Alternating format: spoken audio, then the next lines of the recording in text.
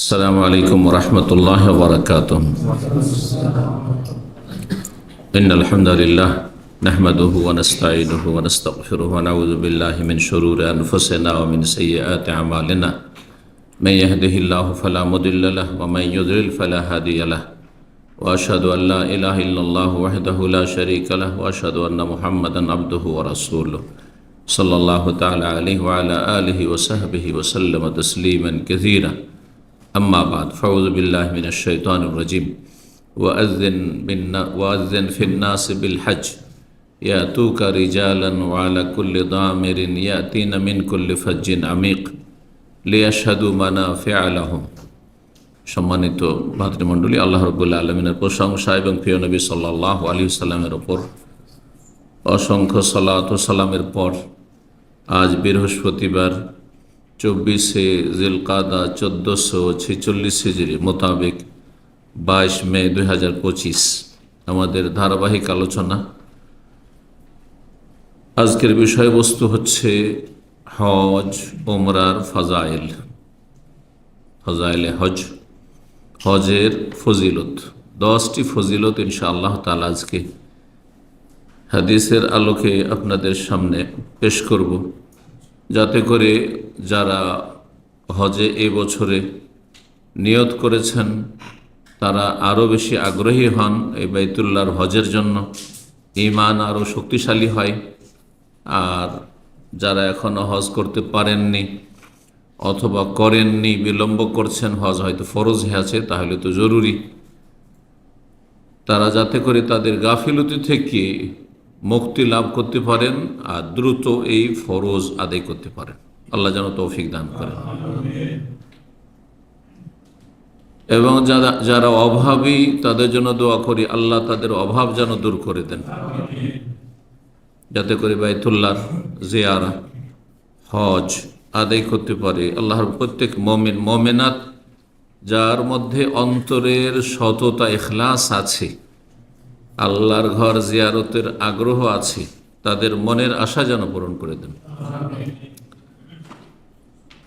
আল্লাহ রাব্বুল আলামিন হজের কথা সূরা বাকারায়, সূরা আলে ইমরানে সংক্ষেপে একটি আয়াত রয়েছে হজ সম্পর্কে, আর সূরা হজ একটি সূরার নাম হচ্ছে সূরাতুল হজ।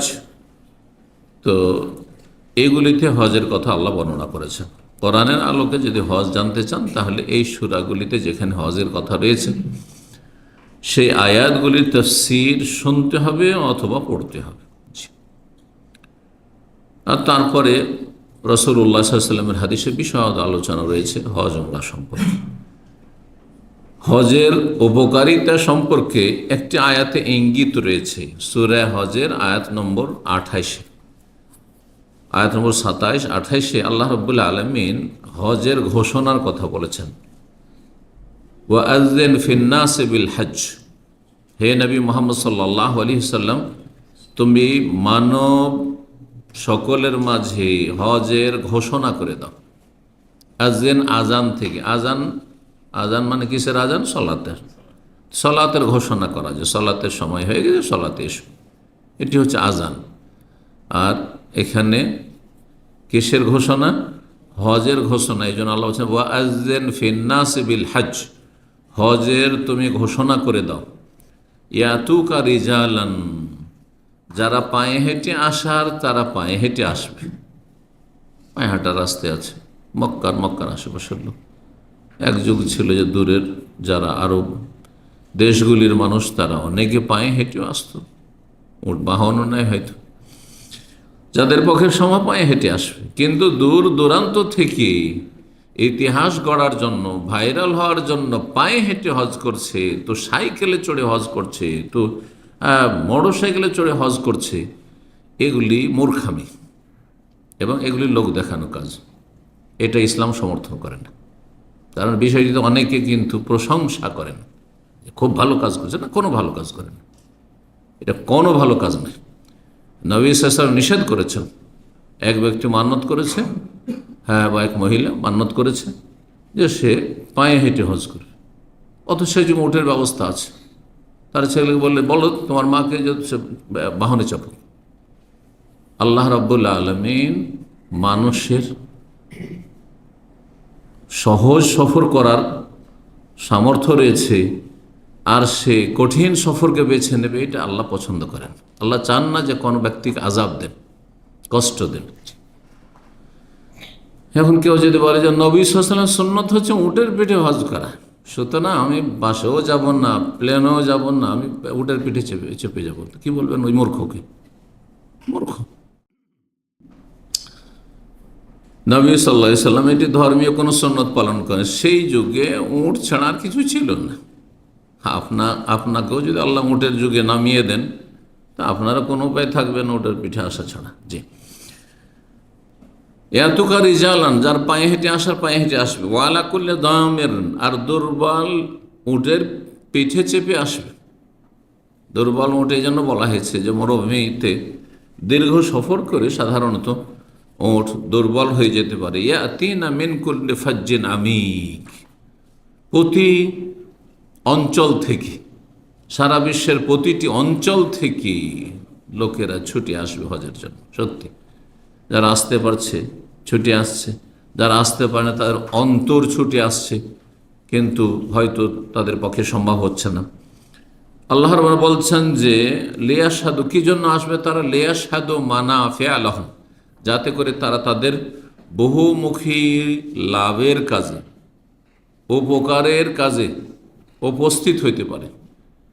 তাহলে এই আয়াতে ইঙ্গিত করা হয়েছে এইটুকু অংশে যে হজে বহুমুখী কি রয়েছে? মানাফে, উপকারিতা রয়েছে, লাভ রয়েছে। আর লাভ মানুষের হচ্ছে একজন মুসলিম জীবনে সবচেয়ে বড় লাভ হচ্ছে পারলৌকিক লাভ, আখিরাতের লাভ। পরকালে কি পাবেন?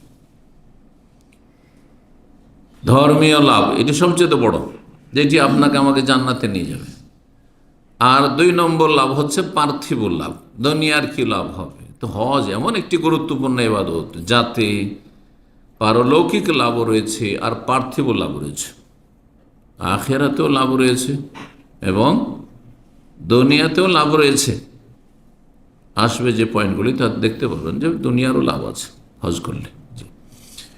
এমনিতে প্রশিক্ষণ, চরিত্র গঠন আর বিভিন্ন রকমের লাভগুলো তো আছেই। কারণ মানুষের যদি প্রশিক্ষণ না হয় তো শুনে শুনে কাজ হয় না, হাতে নাতে প্রশিক্ষণ নিতে হয়। তো হজ একটি প্রশিক্ষণশালা, হজের সফরটি একটি প্রশিক্ষণের সফর। শুনছেন সবরের কথা, ধৈর্যের কথা, খুব শুনছেন কোরআন হাদিস, আর জানছেন আয়াত হাদিস মুখস্থ আছে আমার, কিন্তু বাস্তবে কোনো দিন এমন পরিস্থিতির সম্মুখীন যদি না হই যে যেখানে সবর করতে হবে, আর কঠিন সবর, ধৈর্য ধারণ করা খুব তিক্ত কিন্তু তার ফলটা খুব মিষ্টি,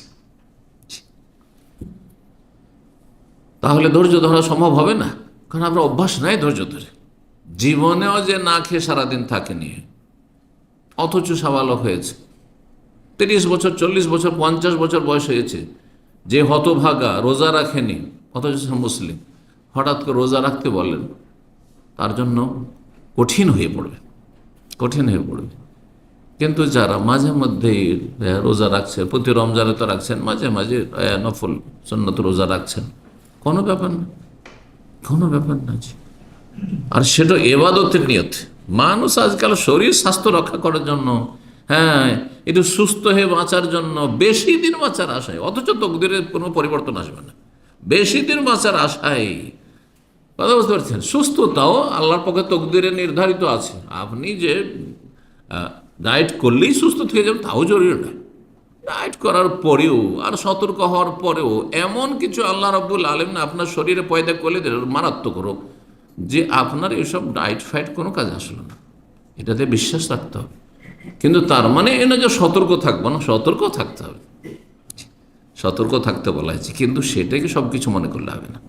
আমি ডায়েট করি, খাওয়া দাওয়া খুব চেক করি, আর তার প্রতিদিন আমি হাঁটাহাঁটি করি, প্রতিদিন এই করি, এক্সারসাইজ করি, ব্যায়াম করি, সুতরাং আমি সুস্থ থাকবো না, মোটেই না।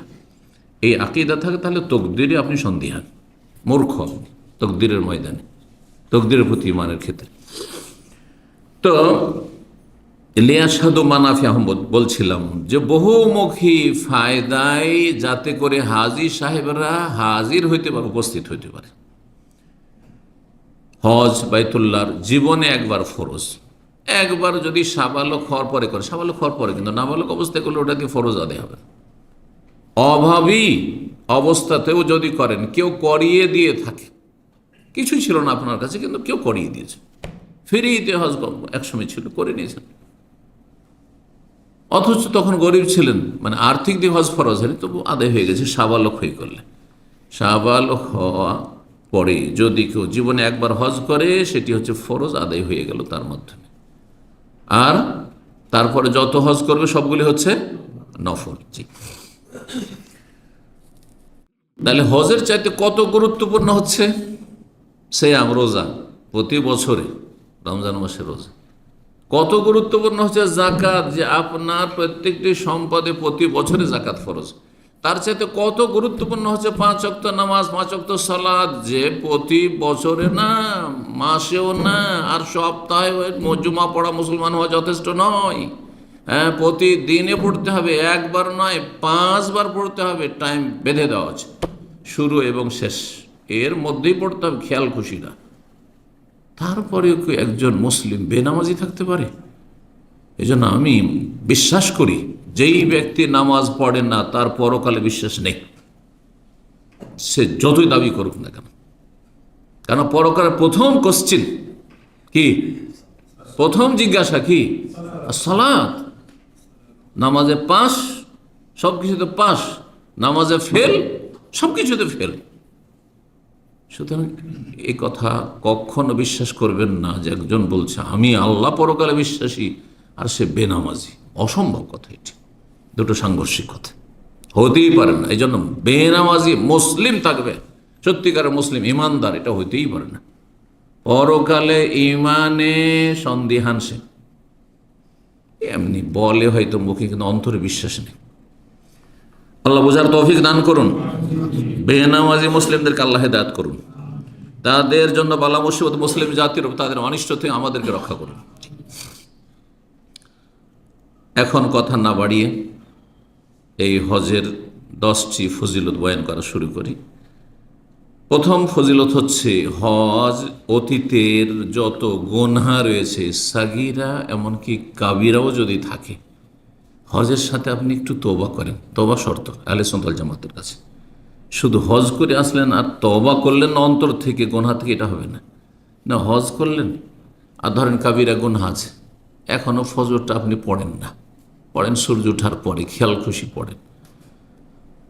আপনি হজের ময়দানে গিয়ে কখনো তওবা করলেন না, ফিরে আসলেন, আবার ওইটাই শুরু হইলো আপনার, আবার ওই সূর্য ওঠার পরেই ফজর পড়েন অথবা পড়েন না, তাহলে মাফ হবে না।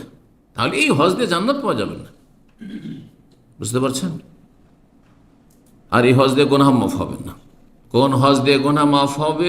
সাগীরাও মাফ হবে, কাবিরাও মাফ হবে, যদি তার সাথে আপনি আরাফায় আল্লাহ সুযোগ দিলেন, আপনাকে মুজদালিফার রাতে সুযোগ দিলেন আল্লাহ রাব্বুল আলামিন দোয়া কবুলের, জামরাতে দোয়া কবুল হয় আল্লাহ সুযোগ দিলেন, হ্যাঁ সাফাই দোয়া কবুল হয় সুযোগ দিলেন, মারওয়াতে 5টি জায়গায় দোয়া কবুল হয়, কাবার কাছে দোয়া কবুল হয়, তাওয়াফে দোয়া, সুবহানাল্লাহ। এত সুন্দর 5-6টি সুযোগ পাচ্ছেন, সবগুলি হারিয়ে চলে আসলেন আপনি, তওবা করলেন না আপনি, হতভাগা। কিসের হজ আপনার? যদি হজের সাথে তওবা করে খালেস অন্তর ফিরে আসতে পারেন, তারপরে মানুষ সচট খেতে পারে, ভুল হইতে পারে, কিন্তু আপনি অন্তর থেকে তওবা করেছেন যে আল্লাহ আর আমি খারাপ মানুষ হব না, ফরজ ওয়াজিব ছাড়বো না, কাবিরা গুনাহ, চুরি করবো না, ডাকাতি করবো না, ব্যভিচারে যাবো না, সমকামিতে যাবো না, এক কথা মদ খাবো না, যে কাবিরা গুনাহ যে আছে, কাবিরা গুনাহ করবো না, মানুষের হক নষ্ট করবো না, তোমার হক নষ্ট করবো না। যে তওবা করে আসতে পারে, সাগীরা কাবিরা সব মাফ হবে তওবার সাথে। ইন্নাল্লাহা ইয়াগফিরু যুনুবা জামিআ, আল্লাহ সমস্ত গুনাহ মাফ করতে পারেন এই ক্ষেত্রে তওবার সাথে।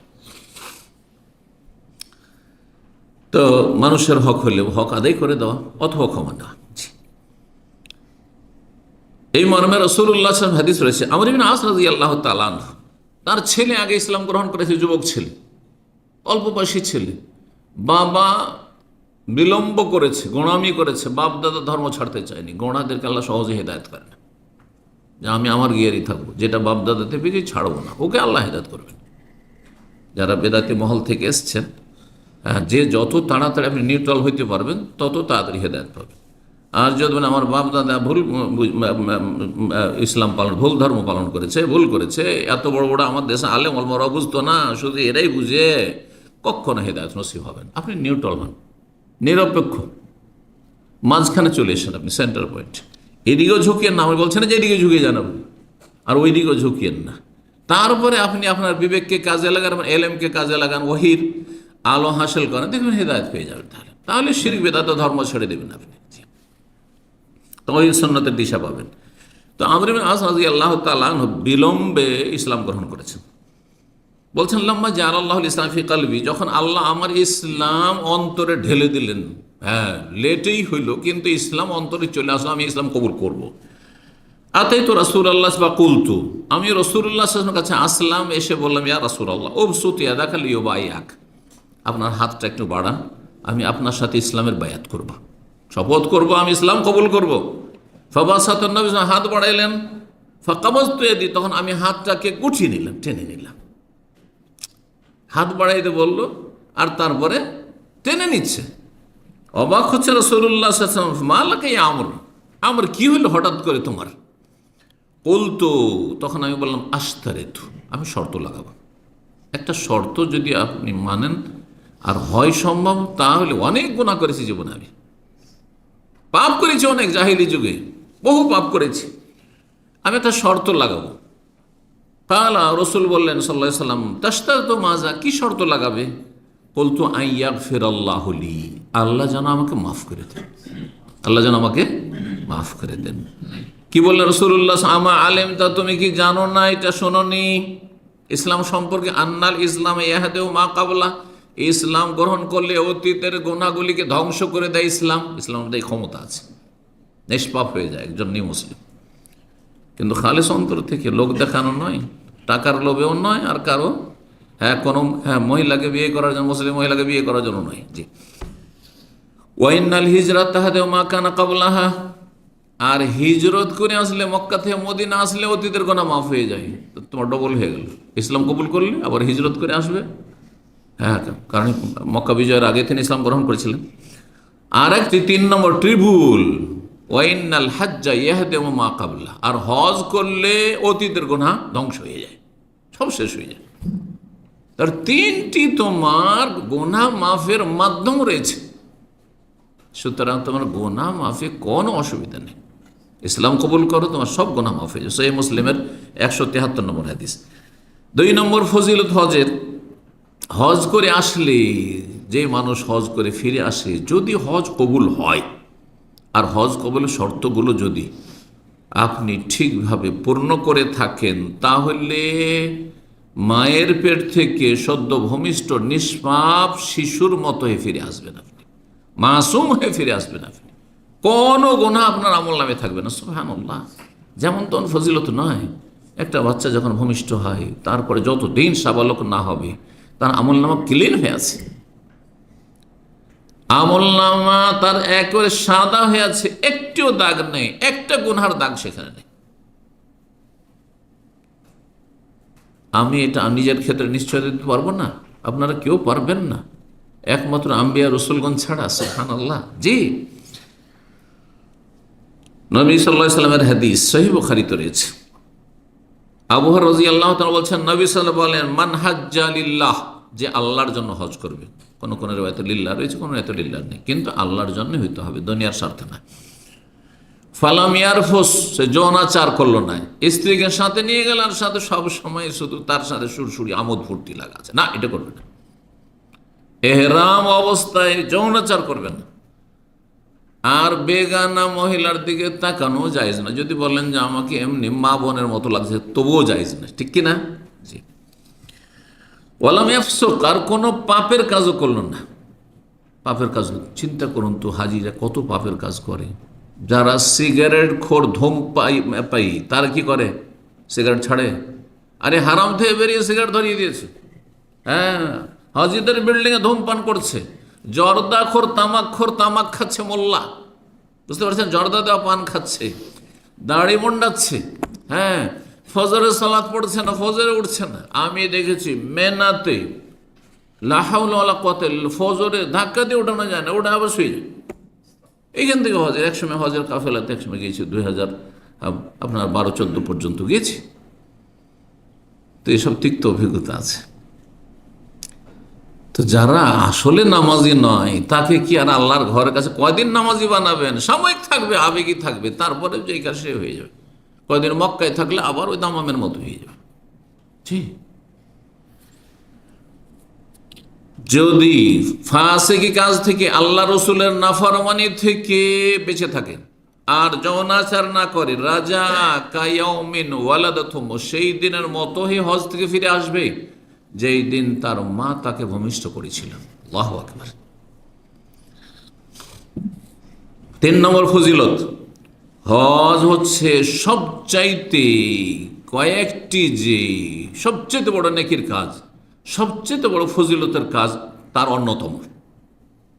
যেমন সালাত, যাকাত, হ্যাঁ, সিয়াম, হ্যাঁ, রোজার ফজিলত কি? আল্লাহ স্বয়ং আনলিমিটেড নিজ হাতে নেকি দেবেন, ফেরেশতা নয়, ঠিক না? তাহলে এগুলো ফজিলত আছে। ওই রকমই হজ ওই সমস্ত কয়েকটি নেক আমল, সবচেয়ে ভালো নেক আমলের অন্তর্ভুক্ত, যেটি সবচেয়ে ফজিলতপূর্ণ। এই জন্য সহিহ বুখারী মুসলিম হাদিসে রয়েছে, আবু হুরায়রা রাদিয়াল্লাহু তাআলা আনহু থেকে বর্ণিত, নবী সাল্লাল্লাহু আলাইহি ওয়াসাল্লামকে জিজ্ঞাসা করা হয়, আইয়ুল আমালি আফজাল, কোন আমলগুলি সবচেয়ে উৎকৃষ্ট, উত্তম, সবচেয়ে ভালো আমল কি? 1 নম্বর আমল বলে ঈমানুন বিল্লাহি ওয়া রাসূলি, আল্লাহ এবং রসুলের প্রতি বিশ্বাস, বিশ্বাসের সাথে মেনে নাও। ঈমান তাহলে আমল, ঈমান হচ্ছে অন্তরের আমল, বিশ্বাস করা অন্তরের আমল, হ্যাঁ। আর বিশ্বাস করার পরে অন্তর সেটা মেনে নিচ্ছে, অন্তর থেমে নিচ্ছে, এটা অন্তরের আমল। জবানে আপনি উচ্চারণ করছেন আশহাদু আল্লা ইলাহা ইল্লাল্লাহ ওয়া আশহাদু আন্না মুহাম্মাদুর রাসূলুল্লাহ, এটি হচ্ছে আপনার জবানের আমল। আর তারপরে তখন কাজে করে আমল। এই জন্য শুধু আমল মানে শুধু নামাজ রোজা নয়, আমল সমস্ত অঙ্গ প্রত্যঙ্গের আমল রয়েছে। হাতের আমল, চোখের আমল, হ্যাঁ, ব্রেন বুদ্ধি মস্তিষ্কের আমল, কলবের আমল, সব আমল রয়েছে। ঈমানকে প্রথম আমল বলে রাসূলুল্লাহ সাল্লাল্লাহু আলাইহি ওয়াসাল্লাম। ঈমান আলাদা কিছু নয়, এটা আকীদার একটি বিষয়, গুরুত্বপূর্ণ বিষয়, যেই ক্ষেত্রে অনেকে বিভ্রান্ত। তো তারপরে জিজ্ঞাসা করেন সুম্মা কিলা সুম্মা মাজা, তারপরে কি? কালা জিহাদুন ফি সাবিলিল্লাহ, আল্লাহর রাস্তার জিহাদ, বদর, ওহদ, খন্দক, এগুলো বড় ফজিলতের আমল। কারণ এটা বড় কঠিন, মুখে বলা সহজ, আর কিবোর্ড যুদ্ধ করা সহজ, আর ফেসবুক যুদ্ধ করা সহজ, আর অন্যকে প্ররোচিত করা, যুবকদের প্ররোচিত করা, পোলাপানকে, এটা খুব সহজ, হ্যাঁ। আর স্টেজে আসলে মাইক ফাটিয়ে দেওয়া খুব সহজ, জিহাদ জিহাদ করে। কিন্তু তাদেরকে বাধা দিচ্ছে কে? নামতে। যাও, হ্যাঁ, যাও না, চলে যাও ফিলিস্তিনে, যাচ্ছ না কেন? কথা বোঝা গেছে? আল্লাহ কোরআনে বলছেন কুতিবা আলাইকুমুল কিতাল ওয়া হুয়া কুরহুল লাকুম, বড় এটা কষ্ট, কুরহুল লাকুম, যে জীবন যাওয়ার যেখানে খুবই বেশি সম্ভাবনা, ফিরে আসার সম্ভাবনা একেবারে কম, এটা অত সহজ নয়।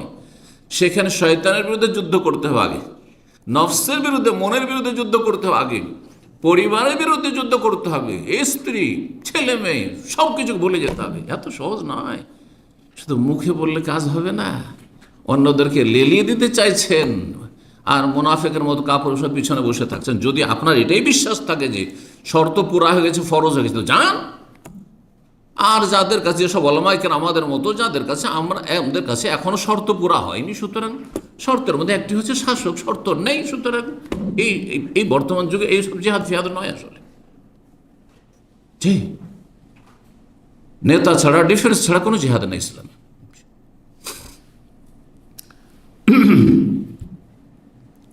কি বলছিলাম? 2 নম্বর ফজিলতের আমল তাই হয়ে গেল। 3 নম্বর ফজিলত কিলা সুম্মা মাজা, তারপর কোন আমল সবচেয়ে উত্তম? কালা হাজ্জুন মাবরুর, হজ যদি কি হয়?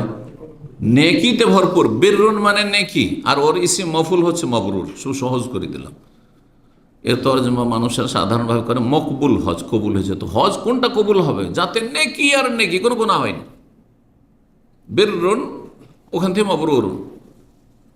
আপনি হজের শুরু থেকে শেষ পর্যন্ত যখন থেকে ইহরাম করেছেন, বরং যখন থেকে আপনি আপনার বাড়িতে বেরিয়েছেন, নেকি আর নেকি, কোনো গুনাহ দেখছেন না, এটা হচ্ছে মাবরুর। তারপরের জীবন, পরের লাইফ, হজ থেকে এসে তারপরে কোনো কাবিরা গুনাহ আপনার জীবনে হয় না, এই নো হজ থেকে আসার পর আবার কাবিরা গুনাহ লেগে আছে, আরাম খেতে আছে, জুলুম অত্যাচার করতেই আছে, না না, কোনো ফায়দা নেই, হজে মাবরুর হবে না। হজে মাবরুরের বেশ কিছু সংজ্ঞা আলেমারা বলেছেন। সহিহ বুখারীতে 1650 নম্বর হাদিস, এই হাদিস, আর না, সহিহ বুখারীতে 25 নম্বর হাদিস, আর সহিহ মুসলিমে 118 নম্বর হাদিস। কি বলছিলাম তাহলে, হজ হচ্ছে সবচাইতে উত্তম আমল, এটি হচ্ছে 3 নম্বর ফজিলত। ইমাম আবু সাসা রাহিমাহুল্লাহ, প্রখ্যাত তাবী, তিনি বলছেন, আমি নেকির কাজগুলি সবগুলি চিন্তা করে দেখেন, নাজার তফি আমালিল বিররি ফাইজাস সালাত তাজহাদুল বাদান, নামাজে দেখছি এতে শরীর ক্লান্ত হয়। লম্বা যদি নামাজ পড়ে 2-4 ঘন্টা তাহাজ্জুদ পড়েন, ক্লান্ত হবে না? হবে না? নামাজে শরীর ক্লান্ত হয়, শরীরে মেহনত হয়। ওয়াসসাওমু কাযালিকা, রোজা রাখলে শরীর ক্লান্ত হয়, ভেঙে পড়ে ক্ষুধায়, পিপাসায়। ওয়াসসাদাকাতু তাজহাদুল মাল, আর দান খায়রাত সাদকা করলে, যাকাত দিলে তাতে পয়সা কি হয়, হ্যাঁ, পয়সা খরচ করতে হয়, পয়সার কোরবানি দিতে হয়। হ্যাঁ, কষ্ট লাগে সেখানে, এত টাকা দিয়ে দেবো, কষ্ট লাগে, তাই না? তাজহাদুল মাল ওয়াল হাজ্জু ইয়াজহাদুহুমা, আর হজ করলে শরীরও কষ্ট পায় আর পয়সা দিতেও, হ্যাঁ, পয়সাও খরচ করতে হয়। হজে 2 রকমের কষ্ট, নামাজে 1 রকমের কষ্ট, রোজাতে 1 রকমের কষ্ট, আর দান সাদকা করলে, যাকাত দিলে 1 রকমের আপনার ত্যাগ স্বীকার করতে হচ্ছে। কিন্তু হজ করলে 2 রকমের ত্যাগ স্বীকার করতে হচ্ছে। তুলনা কত সুন্দর, তাই না? শরীর যে এমন ভেঙে পড়ে, আজকাল তো অনেকটা আরাম হয়ে গেছে, তাঁবু হয়েছে, আর সেখানে আয়েশ আরামের সাথে খাবার আর পানীয়, জুস আর অমুক আর তমুক, আইসক্রিম, যা খাবেন তাই সেখানে সব লব্ধ, সুবহানাল্লাহ। কিন্তু আমরা যে হজ করেছি মেনায়, মসজিদে খেয়ে পড়ে থেকে, কেউ তো ফুটপাতে, আমরা তো যুবক ছিলাম, সে যেন মসজিদের মধ্যে ঢুকে যেতাম, এইখানে মসজিদে ঢুকে গেলাম, মেনাতে গিয়ে আবার আরাফাতে গিয়ে সকালে সকালে মসজিদ ঢুকে গেলাম, বুঝতাম, ভাষা বুঝতাম। তারপরও হজ করে এসে মদিনা ইউনিভার্সিটি ফিরে এসে ছাত্র জীবনে আসার মনে হচ্ছে যে শরীরে যেমন কেউ মাথাতে পা মতো পিটিয়ে রাখলে যে ব্যথা, ওই রকম ব্যথা 2-4 দিন। আল্লাহু আকবার, এত সহজ নয় হজ, হজও বড় কষ্টের। জি, এই জন্য হজ মহিলাদের জন্য জিহাদ বলেছেন রাসূলুল্লাহ সাল্লাল্লাহু আলাইহি ওয়াসাল্লাম। জি, আসছে বিষয়টি। 4 নম্বর ফজিলত হজের, সেটি হচ্ছে হজের বদলা। হজের বদলা একমাত্র সবচেয়ে বড় বদলা, সবচেয়ে বড় বদলা, প্রতিদান কি হইতে পারে? জান্নাত। জান্নাতের চাইতে বড় কোনো প্রতিদান নেই। আল্লাহ যদি 1 কোটি নেকি কাউকে দেয়, আরে কোটি কোটি কোটি নেকি দেয়, তারপরে জান্নাত নিশ্চিত না, তাই না? হ্যাঁ, হতে পারে যে আপনার গুনাহ আছে, ঠিক না? গুনাহ ওর চাইতে একটু বেশি হলো, একটা গুনাহ বেশি হলে তো গেল, হ্যাঁ, দাঁড়িয়ে ফেললেন, আপনি হেরে গেলেন, আপনি তো সেখানে ফেল হয়ে গেলেন। কিন্তু যদি আল্লাহ নিশ্চিত করেন আপনার জন্য, আমার জন্য জান্নাত, জান্নাত, আর কি চাই? যত ফরজ নফল সব কিসের জন্য? জান্নাত লাভের জন্য, ঠিক কিনা? চিন্তা করে দেখেন আপনি, যত হারাম কথা কাজ থেকে বাঁচছেন কিসের জন্য? জাহান্নাম থেকে বাঁচবো, জান্নাত পাবো সেই জন্য। তাহলে সমস্ত নেক কাজের উদ্দেশ্য হচ্ছে জান্নাত, সমস্ত গুনাহ থেকে বেঁচে থাকার উদ্দেশ্য হচ্ছে জান্নাত। আর সেই জান্নাত কি সে পাবেন আপনি নিশ্চিত হজ করলেন। সহিহ বুখারী 1650, সহিহ মুসলিমে 2403 নম্বর হাদিস, আবু হুরায়রা রাদিয়াল্লাহু তাআলা বর্ণিত, রাসূলুল্লাহ সাল্লাল্লাহু আলাইহি ওয়াসাল্লাম বলেন, আল উমরাতু ইলাল উমরাতি কাফফারাতুন লিমা বাইনাহুমা, এক উমরা থেকে আরেক উমরা পর্যন্ত, মাঝে মাঝে যদি উমরা করেন 2 মাস 3 মাস 4 মাস 6 মাসে উমরা করবেন, এর মাঝের গুনাহগুলি মোচনকারী হয়ে যাবে এই উমরা। জি, আর কি, ওয়াল হাজ্জুল মাবরুর লাইসা লাহু জাযাউন ইল্লাল জান্নাহ, আর হজ যদি কি হয়, নেকিতে ভরপুর হয়, হজে যদি গুনাহ না হয়, মকবুল হজ যদি কবুল হয়ে যায়, তাহলে তার বদলা একমাত্র ইল্লাল জান্নাহ, জান্নাত। জি, হজে মাবরুর বলছিলাম, হজে মাবরুর কাকে বলে এখন বলি। বিভিন্ন সংজ্ঞা আইম্মায়ে কেরামগণ বর্ণনা করেছেন। একটি হচ্ছে যেই হজের শুরু থেকে শেষ পর্যন্ত কোনো গুনাহ হয়নি, লা ইউখালিতু ইসম। 2 নম্বর হচ্ছে যে যেই হজ লোক দেখানো নয়, লোককে শোনানোর নয়, গ্রামে গ্রামে ঘুরছেন, হ্যাঁ, আত্মীয় স্বজনদের, হ্যাঁ ঠিক আছে, যারা খুব কাছের লোক তাদেরকে না হয় জানাবেন, কিন্তু আপনি প্রত্যেক গ্রামে যাচ্ছেন, আর আশেপাশে যত গ্রাম আছে, আর যেখানে সেখানে যেখানে যদি চায়ের দোকানেই বসেন, হাটে বাজারে ঘুরেন, যার সাথে দেখা হয়, ভাই এবার হজে যাচ্ছে, ভাই হজে যাচ্ছে, দোয়া করবেন না, দোয়া করবেন গোড়ার ডিম, আসল উদ্দেশ্য যে হজে যাচ্ছে। আল্লাহ কি জানে না মনের কথা যে আপনি কি জন্য বলছেন ওটা? আপনি এখানে আসার পরে সাথী বন্ধু নিয়ে বসে আছেন, ধরেন দার্সের আগে বেশ কিছু ভাইদের সাথে, শুধু গল্পের ছলে আপনি বলছেন ভাই রাত্রে আমি আজকে তাহাজ্জুদটা আমার ছুটে গেছে। আরে ভাই, এটা বলার উদ্দেশ্যটা কি? হ্যাঁ, আজকে তাহাজ্জুদ পড়তে উঠতে যাচ্ছি, আজান হয়ে গেছে, তার মানে কি? তার মানে আমি তাহাজ্জুদ নিয়মিত পড়ি কিন্তু আজ করতে পারিনি। নিয়ত খারাপ আপনার। আল্লাহ সব জানছেন, আমি আপনার টেকনিক বুঝছি না হয়তো ভাষার যে উদ্দেশ্যটা কি, কিন্তু রব তো বুঝছেন, জানছেন সব। খবরদার যেন লোক দেখানো আর লোককে শোনানো নিয়ত না থাকে, জি, দুনিয়ার কোনো গরজ না থাকে। হাজি সাহেব না বলে অসন্তুষ্ট আমাদের দেশে জাহিল হাজিরা। হ্যাঁ, হাজি টাইটেল নিয়ে আবার হারাম ব্যবসা চালিয়ে যায়, মানুষকে কি করতে থাকে, ধোঁকাবাজি করতে থাকে, ব্যবসার জমজমাট করে। কারণ মানুষ হাজি সাহেব মিথ্যা বলতে পারে না, হজ করে এসছে, জি ওনাকে বিশ্বাস করি। আপনার হজের ভিত্তিতে আপনি ব্যবসা চালাচ্ছেন, কি পাবেন? ঘোড়ার ডিম পাবেন, দুনিয়া পেয়েছেন আপনি, কিচ্ছু পাবেন না আখেরাত। তো যাতে লোক দেখানো না হয়, লোকে শোনানো না হয়, সেখানে যৌনাচার না হয়, কোনো ফাঁসিকি গুনহার কাজ না হয়। 3 নম্বর ব্যাখ্যা হজে মাবরুরের, যে হজ থেকে ফিরে আসার পরে আরও তার নেকির পরিমাণ বাড়বে, গোনা কমে আসবে, গোনার দিকে আর যাবে না, জি মন যাবে না গোনার দিকে। ইমাম হাসান বসরি রাহিমাহুল্লাহ 4 নম্বর ব্যাখ্যা হজে মাবরুরের, তিনি বলছেন যে হজ থেকে ফিরে আসবে আইয়ার জিয়া জাহেদান ফিদ দুনিয়া রাগিবান ফিল আখিরা, দুনিয়া বিমুখ হয়ে আসবে। দুনিয়া বিমুখ মানে দুনিয়ার কোনো আগ্রহ নেই, টাকা টাকা পয়সা পয়সা না, ওইসব চিন্তাই নেই। দুনিয়া বিমুখে ফিরে আসবে, দুনিয়ার লোভ লালসা থাকবে না তার মধ্যে। আর দুনিয়ার লোভ লালসা না থাকলে টাকা পয়সা খরচ করতে, দান সাদকা করতে কোনো অসুবিধা নেই, কোনো পয়সা রাখবো না, খাওয়া দাওয়া করা শেষ রেখে দিলাম, দিয়ে দিলাম, কারণ দুনিয়ার আগ্রহ নেই। শুধু মুখে বললে হবে দুনিয়া বিমুখতা মানে এটাই হচ্ছে সালাফ দেওয়া, যা কিছু খাওয়া দাওয়া করবে অন্য লোক খেতে পায় না, আর আমার প্রতি মাসে জমে জমে থাকছে, পাশের লোক না খেয়ে থাকছে, বাকিটা ওদেরকে দিই। এটা হচ্ছে জোহদ, তাকওয়ার উপরে এর স্থান। তাকওয়া আর তার উপরে জুহুদ আর তার উপরে ওয়ারা, এগুলো স্তর আছে ইমানের। হ্যাঁ, পরহেজগারির আল্লাহ ভীরুতার স্তর আছে। তাকওয়া মানে গুনাহ থেকে শুধু বেঁচে আছে, কিন্তু জুহুদ মানে গুনাহ থেকে তো বেঁচে আছেন, প্লাস আপনি দুনিয়ার কোনো লোভ লালসায় নেই, চাহিদাই নেই। কি করবো টাকা পয়সা রেখে, কি করবো জমি জায়গা বাড়িয়ে, আখেরাতের জন্য কিছু করি, দান সাদকা করে দিলে আখেরাতে পাবো। ওরা একটু সন্দেহ হচ্ছে এখানে, অপছন্দনীয় মাকরুহ না, সন্দেহ হচ্ছে, হালাল কিন্তু তারপরে একটু সন্দেহ হচ্ছে। অধিকাংশ আলেমরা এটিকে জায়েজ বলেছেন, কিন্তু কিছু আলেমরা আপত্তি করেছেন, না আমি করবো না, সন্দেহের ঊর্ধ্বে থাকবো।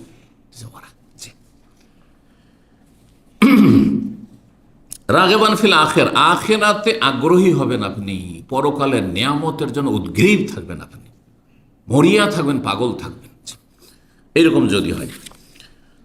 5 নম্বর হজের ফজিলত হচ্ছে, হজ হচ্ছে সবচাইতে উত্তম জিহাদ। জিহাদ মানে শুধু মারামারি নয়, ওটা প্রয়োজন হলে, কিন্তু এছাড়া বহু জিহাদ রয়েছে। আজকাল এলমের জিহাদ, মানুষ ইসলাম শিখে না, আপনি ইসলাম শিখছেন। মানুষ দাওয়ার কাজ করে না, আপনি দিনের দাওয়াত কাজ শিখেছেন, আমল করছেন, মানুষকে ভালো পথে ডাকছেন আপনি, গুরুত্বপূর্ণ জিহাদ। জি, নাফসের বিরুদ্ধে মানুষ এই ফিতনার যুগে, সোশ্যাল মিডিয়ার ফিতনার যুগে পাপে ডুবে যাচ্ছে, আপনি নিজেকে পাপ থেকে বাঁচিয়ে রেখেছেন। ফেসবুকের ফিতনা থেকে আপনি যতগুলি আপনার সোশ্যাল মিডিয়া, সবগুলি ফিতনা থেকে নিজেকে বাঁচিয়ে রেখেছেন। চোখকে হারাম থেকে বাঁচিয়ে রেখেছেন, কানকে হারাম থেকে বাঁচিয়ে রেখেছেন, জবানকে হারাম থেকে বাঁচিয়ে রেখেছেন। সুবহানাল্লাহ, এগুলি হচ্ছে নফসের বিরুদ্ধে জিহাদ। এগুলি যে করতে পারে না, যে ঘুমের বিরুদ্ধে জিহাদ করতে পারে না, হ্যাঁ, যে নিজের আয়েশা আরামের বিরুদ্ধে জিহাদ করতে পারে না, যেটা 2 ঘন্টা আমি ঘুমিয়েছি, 1 ঘন্টা ঘুমিয়েছি, তারপরে আমি ফজর উঠব, ফজর ছাড়ার প্রশ্নই ওঠে না, এই জিহাদ করতে পারে না, তো কোথায় জিহাদে যাবে? জীবন দিতে যাবে? অসম্ভব কথা, সব মুনাফিক হবে। বড় বড় কথা বললে কাজে যদি পরিণত না করার হিম্মত থাকে, আর ক্ষমতা ইমানি শক্তি না থাকে, তো এটাই নেফাক। মুখে বলছেন কিন্তু অন্তরে আসলে অত দূর এগিয়ে আসেনি অন্তর। তো উত্তম জেহাদ হচ্ছে, আর বিশেষ করে মহিলাদের জন্য, মহিলাদের জন্য জেহাদের ময়দান নেই, যদিও জেহাদ ফরজ থাকে, শর্ত পুরা থাকে, তাদের জেহাদ হচ্ছে হজ উমরা যাওয়ার জেহাদ। মা আয়েশা রাদিয়াল্লাহু তাআলা আনহাতে বর্ণিত সহিহ বুখারী 1423 নম্বর হাদিস, তিনি বললেন একবার, ইয়া রাসূলুল্লাহ আলা নাগজু, শুনছি খুব জেহাদের ফজিলত, বদর, ওহদ, খন্দক সবাই যাচ্ছে, মরুজা যাচ্ছে, আমরা হতভাগা, হ্যাঁ আমরা বাড়িতে বসে থাকবো, মহিলা মানুষ। আলা নাগজু, আমরা কি যুদ্ধ করবো না, সশস্ত্র লড়াই করবো না, অস্ত্র ধরবো না হাতে? হ্যাঁ, অনুজাহেদ মাকুম, আপনার সাথে কি আমরা জেহাদ করব? কাল, নবী সাল্লাল্লাহু আলাইহি ওয়াসাল্লাম বললেন, লা কুন্না আহসানুল জেহাদ, আর অন্যরকম করে পড়ে লাকিন্না, কিন্তু তোমাদের জন্য আহসানাল জেহাদ, সবচাইতে উত্তম উৎকৃষ্ট জেহাদ হচ্ছে, ও আজমালাহু, সবচাইতে সুন্দর জেহাদ হচ্ছে হাজ্জুন মাবরুর, হজ যদি আল্লাহ কবুল করে নেন। হজে গেলে আর পুরুষদের ভিড় ভাড়ে নিজেকে যথাসাধ্য পুরুষ থেকে বাঁচিয়ে রেখে, আর তারপরে এত কষ্ট, সফরের কষ্ট স্বীকার করে, আর এইসব হজের ময়দানগুলির কষ্ট স্বীকার করে একজন মহিলা মানুষ হজ করে ফিরে আসবে, এটি তোমাদের জন্য আহসানুল জেহাদ, আজমালুল জেহাদ, সবচেয়ে উত্তম জেহাদ। নবী সাল্লাল্লাহু আলাইহি ওয়াসাল্লামের সহিহ বুখারী হাদিস। নাসাইতে একটি হাদিস রয়েছে, আল্লামা আলবানী হাদিসটিকে হাসান বলেছেন। আবু হুরায়রা বর্ণনা করেন, নবী সাল্লাল্লাহু আলাইহি ওয়াসাল্লাম বলেন, জিহাদুল কবীর ওয়াল দাঈফ ওয়াল মারআতি আল হজ্জ ওয়াল উমরাত, বুড়োদের জেহাদ আর দুর্বল রোগীদের জেহাদ আর নারীদের জেহাদ হচ্ছে হজ উমরা করা। যারা বুড়ো হয়ে গেছে, অস্ত্র ধরতে পারবে না, হ্যাঁ রোগী, অচল, চলতে পারে না, ওর দ্বারা কি হবে? হ্যাঁ, ওর দ্বারা জেহাদের ময়দানে কি হবে? ওর জেহাদ। আর মহিলার জেহাদ হচ্ছে হজ আর উমরার সফর করা। জি, 6 নম্বর ফজিলত হচ্ছে, শুরুতে বলেছি কিন্তু হজে বহুমুখী লাভ আছে, আখেরাতের পরকাল লাভ আছে আর দুনিয়ারও লাভ আছে। দুনিয়ার লাভটা ওখানে শুনেন আর দিনের লাভও শুনেন। সেটা হচ্ছে হজ করলে অভাব দূর হয়, হজ করলে দারিদ্র মোচন হয়, হ্যাঁ আর কি হয়, গোনা ঝরে যায়। দুটোই ফায়দা রয়েছে। গোনা ঝরলে দুনিয়ায় আল্লাহর আযাব আসবে না, রিজিকে বরকত হবে, দুনিয়ারও লাভ আছে। আর গোনা যদি ঝরে যায়, ক্লিন হয়ে সবসময় থাকতে পারেন, তো জান্নাত পাবেন, জাহান্নামে যাবেন না। কারণ গোনা নেই মানে পাক পবিত্র আছেন। না পাক লোককে আল্লাহ জাহান্নামে দেবে। যে গোনার নাপাকি শরীরে অন্তরে লাগিয়ে আল্লাহর কাছে হাজির হবে, মওতের সামনাসামনি হবে, সে জাহান্নামে যাবে। আর যে ব্যক্তি পাক পবিত্র হয়ে চলে গেছে, ক্লিন হয়ে চলে গেছে, তাকে তো আল্লাহ জাহান্নামে পাঠাবেন না। জাহান্নাম আসলে যারা নাপাক ব্যক্তি তাদেরকে ক্লিন করার জন্য, পরিষ্কার করার জন্য। জি, ইমাম ইবনে কাইয়িম রাহিমাহুল্লাহ খুব সুন্দর এই কথাটি বলেছেন। আর মুশরিক, কাফের, নাস্তিক যারা ঈমান ভঙ্গ করে গেছে, এইরকম বড় জাদুকর যারা যারা ঈমান ভঙ্গকারী, তারা যেহেতু এত বড় নাপাকের নাপাক, যে এরা হচ্ছে শুকুরের মতো। শুকুরকে যদি জমজমের পানি দিয়েও গোসল দেন তবুও পাক হবে না। ঠিক ওই রকমই জাহান্নামে যদি তা লক্ষ লক্ষ বছর রাখা হয় তবুও পাক হবে না, ক্লিন হবে না। এই জন্য আল্লাহ কাফের মুশরিককে জান্নাত দেবে না, নাস্তিকে জান্নাত দেবে না, মুশরিককে জান্নাত দেবে না। বুঝতে পারছেন? বাকি যতই বড় মুসলিম পাপী হোক, যদি তাওহীদ, ইসলাম, ঈমান ঠিক থাকে, আর সামান্য সরিষা পরিমাণে যদি তার ঈমান আমল থাকে, মানে 5 ওয়াক্ত নামাজ সর্বনিম্ন, এটা হচ্ছে সর্বনিম্ন। এটা 5 ওয়াক্ত ফরজ নামাজ থাকা, এটা হচ্ছে সরিষা পরিমাণ ঈমান। এটার ব্যাখ্যা করতে অনেকে ভুল করেছে। 5 ওয়াক্ত নামাজ ছাড়া সরিষা পরিমাণ ঈমান হয় না। বুঝতে পারছেন না? চোর হইতে পারে, ডাকাত হইতে পারে, মদখোর হইতে পারে, কিন্তু 5 ওয়াক্ত নামাজ যদি ঠিক থাকে, আর মাজার পূজা করেনি, মূর্তি পূজা করেনি, নাস্তিকও নাই, তার জন্য কোনো দিন না কোনো জান্নাত আছে। ঈমান ভঙ্গ করেনি। আরও যেসব ঈমান ভঙ্গকারী কাজগুলো রয়েছে সেগুলোতে বেঁচে ছিল। হাদিস মুসনাদ আহমদ তিরমিজিতে রয়েছে, আল্লামা আলবানী হাদিসটিকে সহিহ বলেছেন। কি ফজিলত বললাম 6 নম্বরে?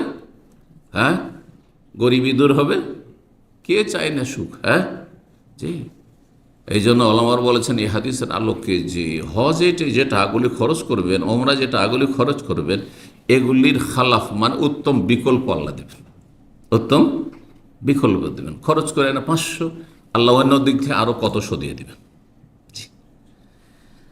রাসূলুল্লাহ সাল্লাল্লাহু আলাইহি ওয়াসাল্লাম বলেন, তাবিউ বাইনাল হজ্জ ওয়াল উমরাতে, তোমরা মাঝে মাঝে হজ উমরা করতে থাকো, মাঝে মাঝে হজ উমরা করতে থাকো। জীবনে একবার হজ ফরজ, কিন্তু তারপরে নফল, এইরকমই উমরা।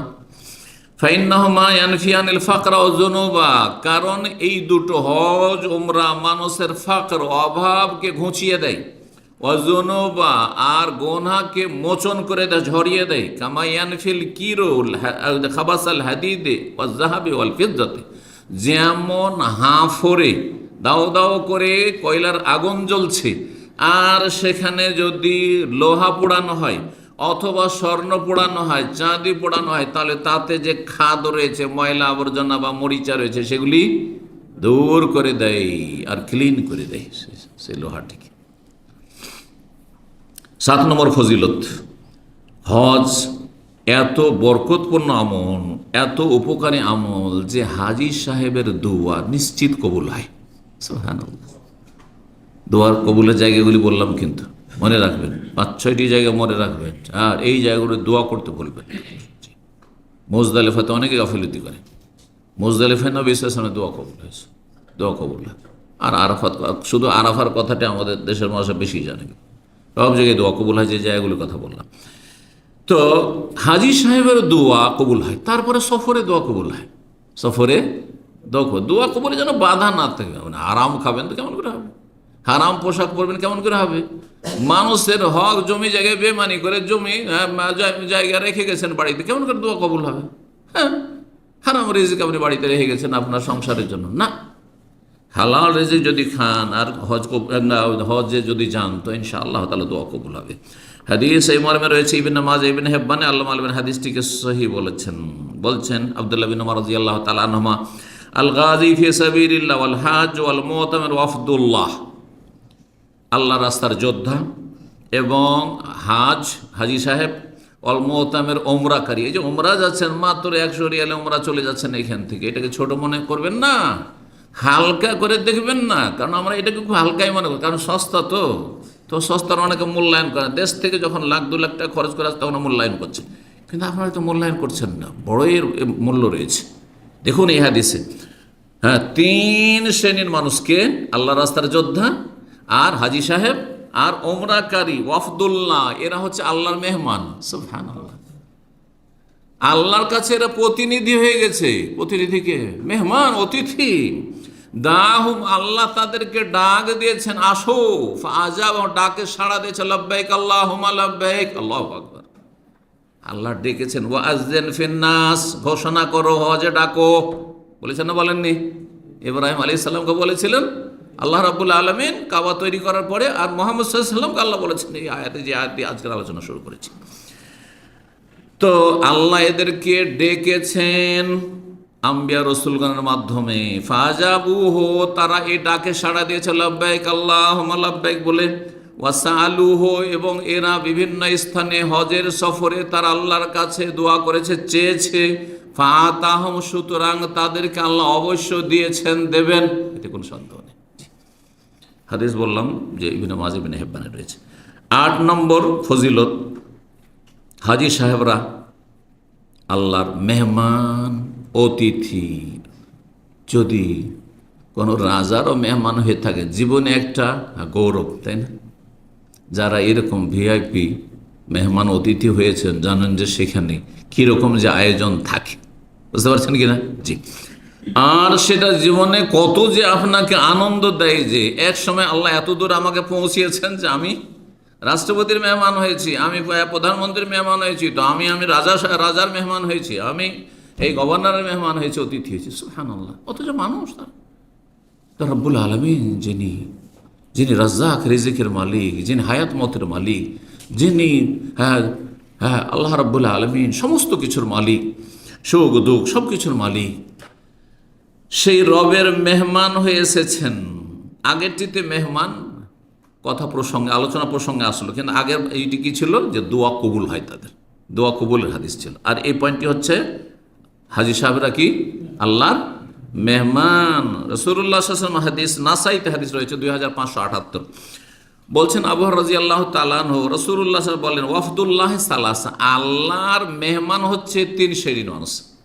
আল্লাহর মেহমান হচ্ছে 3 রকমের মানুষ। আল গাজী, যোদ্ধা, আল্লাহর রাস্তার যোদ্ধা, আল্লাহর দ্বীনের হেফাজতের জন্য, আল্লাহর কালিমাকে উঁচা করার জন্য, বা আল্লাহর জমিন রক্ষার জন্য, দেশের যারা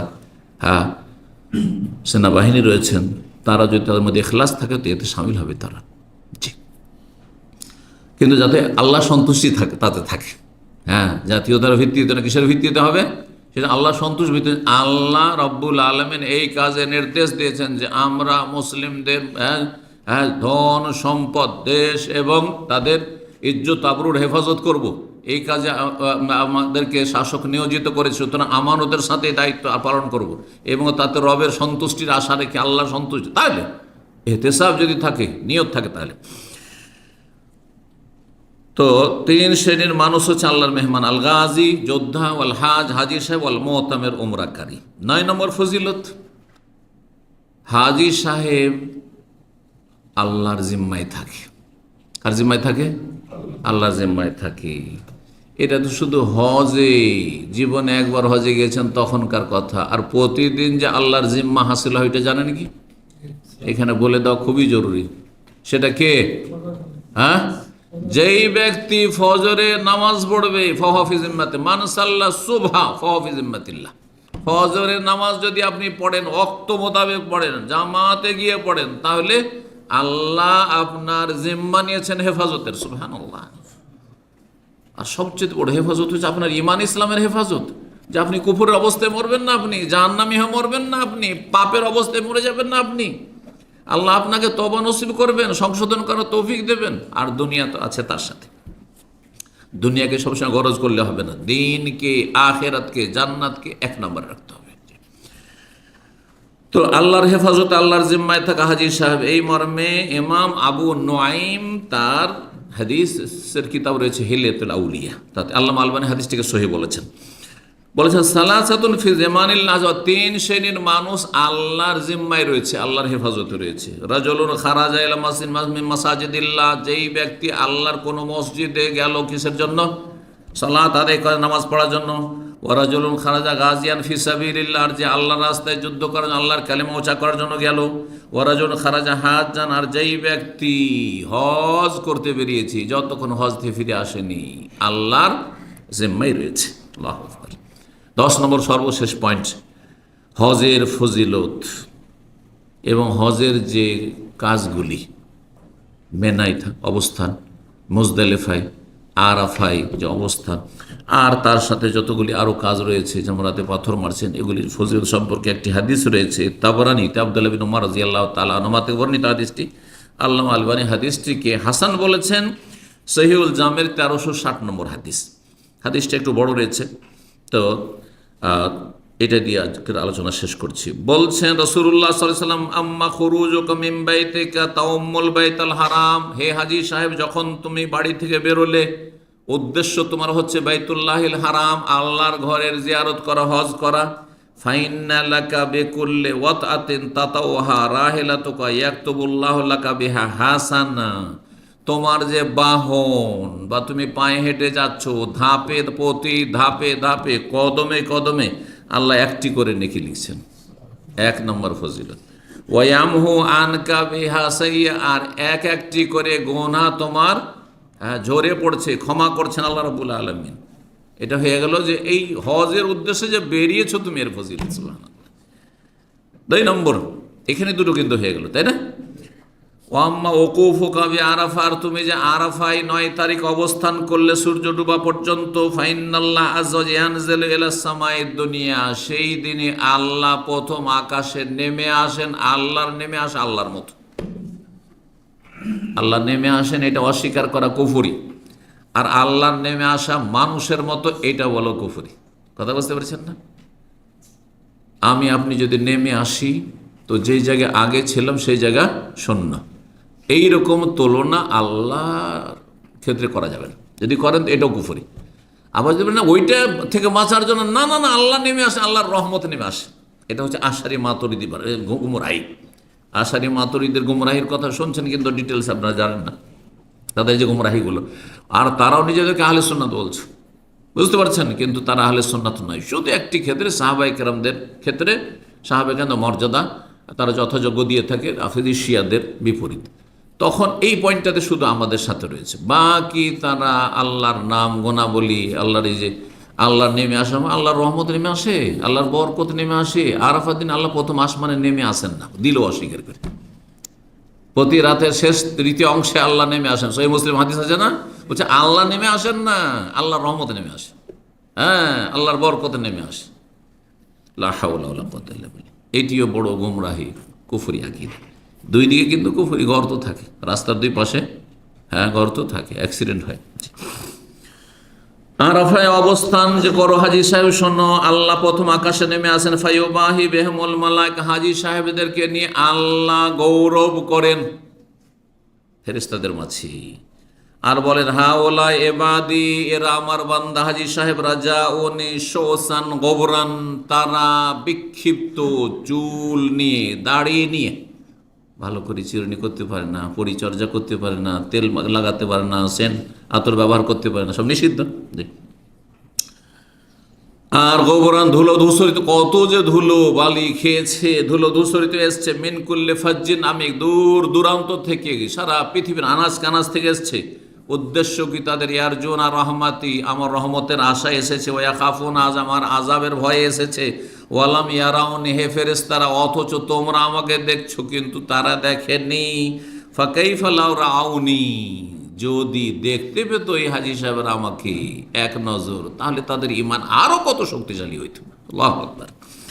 ফালাউ কানা আলাইকা মিসলা রামালিন আলিজিন আও মিসলা ইয়ামিদ দুনিয়া আও মিসলা কাতারিস সামাই যুনুবান গাসালাহুল্লাহু আনকা, হে হাজি সাহেব, তোমার যদি মরুভূমির বালিকণার সমপরিমাণ অথবা দুনিয়ার যত দিনগুলি গিয়েছে আর আসছে, দুনিয়া যখন থেকে সৃষ্টি হয়েছে, রাত দিন সৃষ্টি তখন থেকে শুরু করে কিয়ামত পর্যন্ত যত দিবারাত্রি রয়েছে এতটা পরিমাণ, অথবা যত বৃষ্টি বর্ষণ হয়ে থাকে, বৃষ্টির এক একটি বিন্দু ফোঁটা সমান যদি তার গোনা থাকে, মানে অসংখ্য যদি গোনা থাকে, তারপরেও গাসালাহুল্লাহ আনকা, হে হাজি সাহেব, তোমাকে আল্লাহ ধুয়ে মুছে পরিষ্কার করে সাফ করে দেবেন। আল্লাহু আকবার। ও আম্মার আমিওকাল জামার, আর তুমি যখন জামরায় পাথর মারবে, শয়তানকে নয়, বলবেন এটা বেদাতীদের কথা, শয়তানকে পাথর মারছি, যার ফলে সেখানে গিয়ে মেজাজ গরম হয়ে যায়, আসলেই শয়তানের সাথে লড়াই করছে, তাই না? না, খুশু, এবাদতে খুশু থাকবে, বিনয়ী হবেন আপনি, শান্ত হয়ে, আশেপাশের লোক দেখবেন, কাউকে লেগে না যায়, কেউ ধাক্কা না খায়। এটা কখন হবে? যখন আপনি জামারে এবাদত করছেন, এই অনুভূতি নিয়ে যাবেন। কিন্তু যখন শয়তান মারছে অনুভূতি নিয়ে, তখন তো মনে করছেন যে বদর ওহদের যুদ্ধে লড়াই করছি, মারো কাফেরকে, তাই জাহেলদের কাজ এটি, স্যান্ডেল জুতা ছাড়ছে। তো বলছেন যখন জামরায় পাথর মারলে হাজি সাহেব, ফাইন্নাহু মাদখুরুন লাক, সেই নেকি তোমার জন্য জমা রাখা হইল। আল্লাহু আকবার। ও আম্মা হালকুকা রাসাকা, তোমার মাথা মুন্ডন যে করলে, ফাইন্না লাকা বিকুল্লি শারাতিন তাসকুতু হাসানা, তোমার প্রতিটি লোম, হ্যাঁ, মাথার চুলের বিনিময়ে এক একটি করে নেকি রয়েছে। ফাইদা তুফতা বিল বাইতে, যখন বাইতুল্লাহর তুমি ফরজ তওয়াফ করলে, খারাজতা মিন যুনুবিকা, তখন তুমি গুনাহ থেকে এমন ভাবে মুক্ত হয়ে পরিষ্কার হয়ে বেরিয়ে আসলে, কায়াউমিন ওয়ালাদাতকা উম্মুকা, ওই দিনের মতো নিষ্পাপ হয়ে, যেই দিন তোমার মা তোমাকে ভূমিষ্ঠ করেছিল হাজি সাহেব, সেই দিনের মতো নিষ্পাপ হয়ে ফিরে আসলে। তাবরানির হাদিস, হাদিসটি যেমনটা বললাম যে সহিহুল জামে, ইমাম আলবানী রাহিমাহুল্লাহ 1360 নম্বরে হাদিসটিকে হাসান, আমলযোগ্য, গ্রহণযোগ্য বলেছে। এখানে আজকের আলোচনা শেষ করছি। শেষখানে দোয়া করব, আল্লাহ রাব্বুল আলামিন জন্য যেসব হাজি সাহেবরা চলে এসেছেন তাদেরকে আল্লাহ হেফাজতে রাখেন এবং সমস্ত বালা মুসিবত থেকে নিরাপদ রেখে আল্লাহ সহিহ সালামত ফিরে যাওয়ার তৌফিক দান করেন। হজ যেন কবুল করেন, যারা হজ করেছেন তাদের হজ যেন আল্লাহ কবুল করেন। আল্লাহ রাব্বুল আলামিনের কাছে দোয়া করে, যারা এখনও হজ করতে পারেন, হজ ফরজ আছে, তাড়াতাড়ি এই ফরজ আদায়ের তৌফিক দান করেন, গাফিলতি দূর করেন, ঈমানে আল্লাহ শক্তি দান করেন, বল দান করেন। আর যাদের অভাব রয়েছে আল্লাহ রিজিকে বরকত দান করেন, অন্তরে সততা রয়েছে, আল্লাহ যেন তাদেরকে হজ নসিব করেন, তৌফিক দান করেন এবং আমাদেরকে যেন এইসব নেকি থেকে মাহরুম, বঞ্চিত না করেন। যারা হজ করতে পারবেন না তাদের জন্য এই প্রথম দশকে অনেক আমল রয়েছে, যে আমলগুলি করে আপনি হাজি সাহেবের মতো নিজের ঘরে থেকে ফজিলত হাসিল করতে পারবেন। এই জন্য আল্লাহ রাব্বুল আলামিন যেন সেই আমলগুলি সম্পর্কে জানার এবং পালন করার, আমলগুলি করার তৌফিক দান করেন। ওয়া জাযাকুমুল্লাহু খাইরান ওয়া সাল্লাল্লাহু ওয়া সাল্লামা নবিয়ানা মুহাম্মদ ওয়া আলা আলিহি ওয়া সাহবিহি আজমাইন।